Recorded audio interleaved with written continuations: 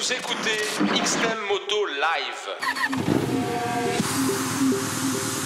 Notre voyage dans l'univers des casques se poursuit avec Geoffrey qui a beaucoup d'expérience et donc de choses à dire.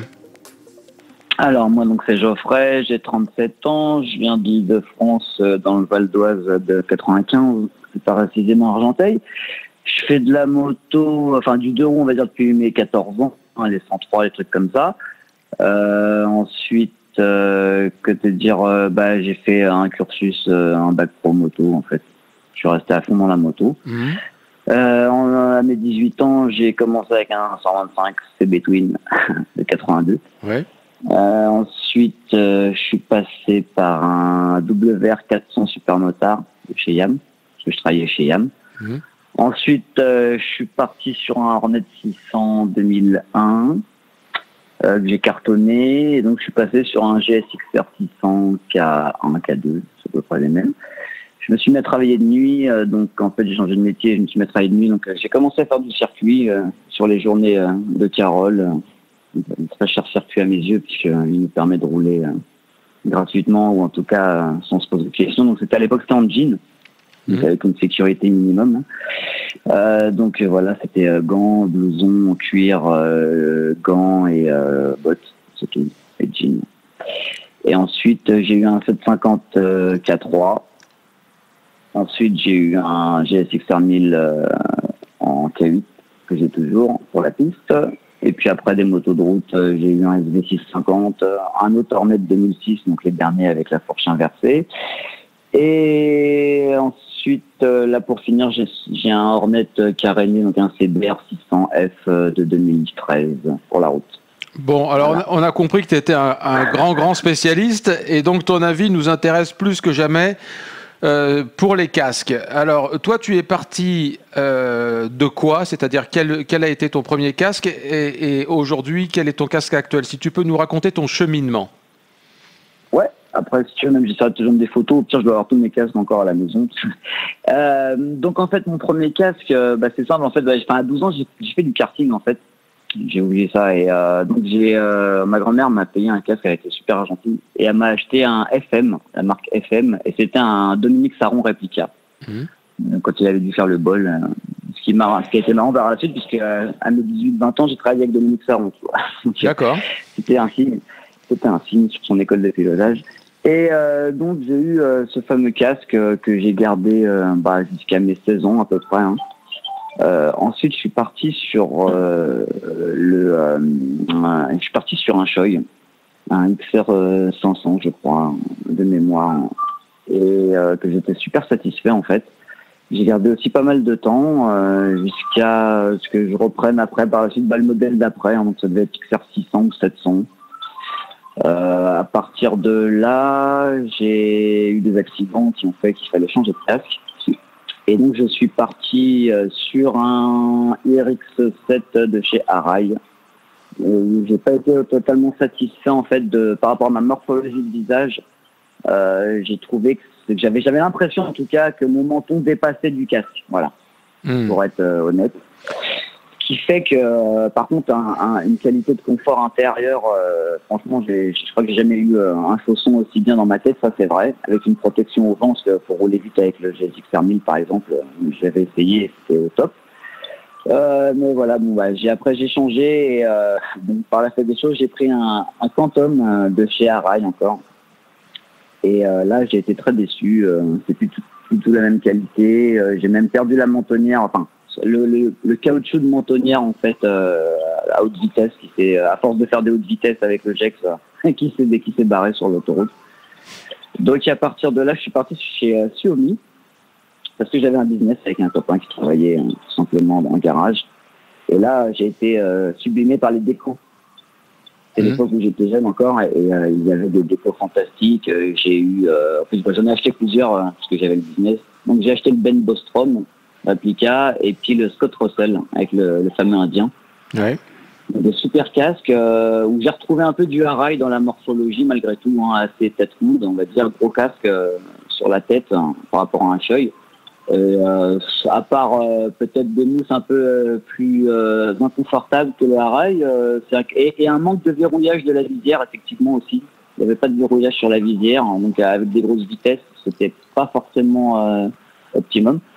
Que j'ai gardé longtemps et que j'ai fait beaucoup de pistes avec, parce que voilà, c'était quand même des bons casques. Et après, je suis retourné, donc après j'ai pris voilà, ouais, effectivement, j'ai eu un coup de cœur sur le Benspeed Replica de chez AJC. Que donc je ne sais plus, je crois pas que c'était le Airfra, je crois que c'était le FJ15, un truc comme ça là, de chez eux. Et là, super déçu grave, une prise de vent énorme, du vent dans les yeux par la visière Iridium qui se détériorait quand j'ai nettoyé au chiffon. Et là, j'ai fait waouh, c'est quoi ça? Et c'est là que j'ai commencé à m'intéresser au fameux test Sharp anglais pour la Helmet, voilà, anglophone quoi, et que j'ai commencé à m'intéresser donc comme un peu les crash tests des voitures, effectivement, aux étoiles que pouvait recevoir un casque. Ce qui m'a fait retourner finalement chez Shoei, pour la bonne raison que, en gros, leurs casques ne descendent pas vraiment en dessous de 3 étoiles minimum. Alors, moi, il y a quelque chose qui me frappe depuis qu'on a commencé cette série de podcasts sur les casques, c'est que en fait, une marque n'arrive pas à conserver un motard pendant toute sa vie de motard. C'est-à-dire qu'il y a un moment donné où on est déçu, où on décroche. C'est pas étonnant ces baisses de qualité de modèle à modèle? Je pense qu'on arrive. Non, là, c'est une bonne question que je ne saurais répondre. Je sais qu'à un moment donné, comme on dit, faut aller voir ailleurs si c'est meilleur.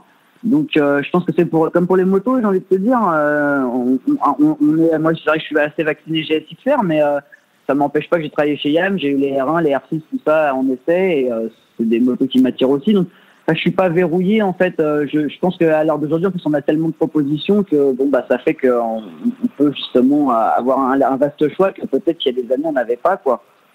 Je ne sais pas si ça peut être ça. Alors, puisque le casque parfait n'existe manifestement pas, quels sont pour toi les critères non négociables pour un bon casque? Alors, les critères non négociables, moi, c'est le chausson, le feeling que je vais avoir avec au niveau de mon menton et de mes joues.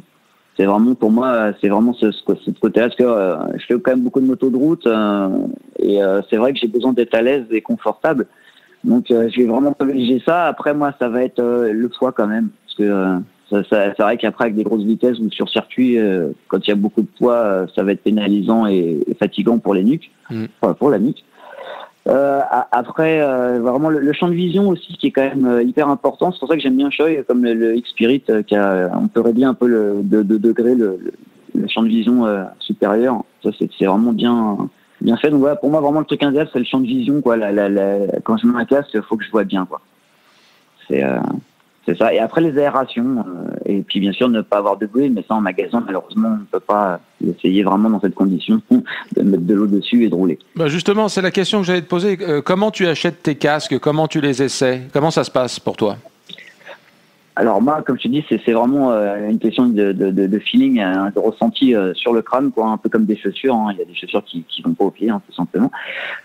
Donc, vraiment, voilà, je le mets. Après, je regarde effectivement qu'il s'incruste bien dans mon haut crânien, qu'il n'ait pas un mouvement latéral trop ample, qu'il soit un peu sur mes joues, de façon à les faire, comme on dirait en termes de vendeur, un peu la tête d'hamster, entre guillemets. Et voilà, et après voir aussi en bougeant la tête d'avant en arrière, voir par rapport à ma nuque si c'est assez dégagé, tout ce genre de choses, quoi. Alors, dans un podcast récemment enregistré, un motard me disait, mais de toute façon, ces essais en magasin, ça sert strictement à rien parce que on n'a pas le feeling qu'on a quand on est à moto. T'en penses quoi? C'est vrai. C'est vrai. Et c'est vrai que j'ai déjà été déçu entre le magasin et la conduite. C'est certain. Et je sais que, après, moi, c'est par timidité, parce qu'il y a des magasins qui nous permettent quand même de faire des essais sur les casques et de rouler avec. Et honnêtement, ouais, je suis un peu timide à ce niveau-là, on va dire. Je vais pas aller jusqu'à essayer le casque. Mais effectivement, c'est clair que s'il y a un petit côté jour et nuit entre le magasin mais j'ai envie de te dire, c'est un peu pareil pour une combinaison. En fait, c'est un peu pareil pour tout, quoi. J'ai déjà acheté des gants où en magasin ça le faisait, et puis après derrière, c'était pas cool pour les doigts. Effectivement, ouais, c'est un peu pile ou face à ce niveau-là, ouais. Là, je te pose une question difficile, hein, mais à ton avis, vers quoi on évolue, question casque? Comment vont être les casques dans 2-3 ans? Et qu'est-ce que tu aimerais avoir qu'il n'y a pas aujourd'hui? Bah écoute, là un truc qui me fait un petit peu miroiter de l'œil, c'est finalement une adjonction d'un feu stop à l'arrière du casque que j'aimerais bien et que je vois qu'il se démocratise un petit peu, en tout cas en matériel optionnel. Sinon, après, ça serait carrément une visière photochromique d'origine, tu vois, de façon à avoir effectivement une teinte qui s'opère au soleil, parce que finalement, je suis obligé d'avoir plusieurs visières que je change suivant mes conditions atmosphériques. Donc en été, plein soleil, visière iridium full teinte, et puis en hiver, la plus claire possible, et en brouillard, une jaune. Effectivement, j'essaie de m'adapter aussi aux situations. Donc effectivement, c'est des choses comme ça qui seraient vraiment, je pense, très efficaces sur un casque.